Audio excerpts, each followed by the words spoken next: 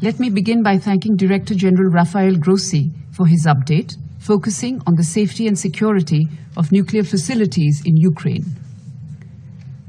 We continue to carefully follow developments regarding the safety and security of Ukraine's nuclear power reactors and facilities.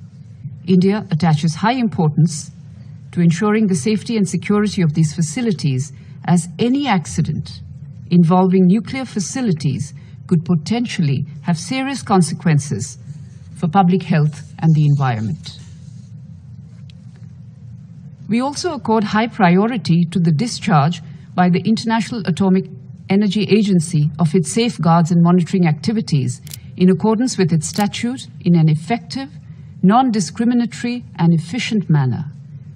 And we value the efforts of the agency in this regard.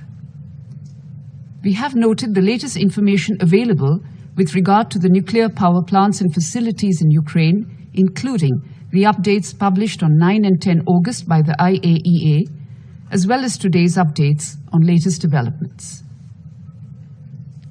India expresses its concern over the reports of shelling near the spent fuel storage facility of the Zaporizhzhia Nuclear Power Plant. We call for mutual restraint so as not to endanger the safety and security of nuclear facilities. Mr. President, India continues to remain concerned over the situation in Ukraine. Since the beginning of the conflict, India has consistently called for an immediate cessation of hostilities and an end to violence. We've called upon both sides to return to the path of diplomacy and dialogue. We support all diplomatic efforts to end the conflict. While we are discussing the nuclear dimension of this conflict, we need also to be acutely cognizant of the impact of the Ukraine conflict on developing countries, particularly on the supply of food grains, fertilizer, and fuel. It is important for all of us to appreciate the importance of equity, affordability, and accessibility when it comes to food grains.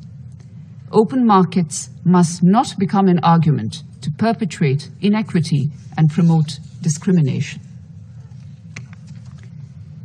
In this regard, we welcome the Secretary General-backed initiative to open the export of grains from Ukraine via the Black Sea and the facilitation of the exports of Russian food and fertilizers. These efforts demonstrate that differences can be resolved through sustained dialogue and diplomacy, which has been the consistent position of India. Finally, Mr. President, we would continue to reiterate that the global order should be anchored on international law, the UN Charter, and respect for the territorial integrity and sovereignty of nation-states. Thank you.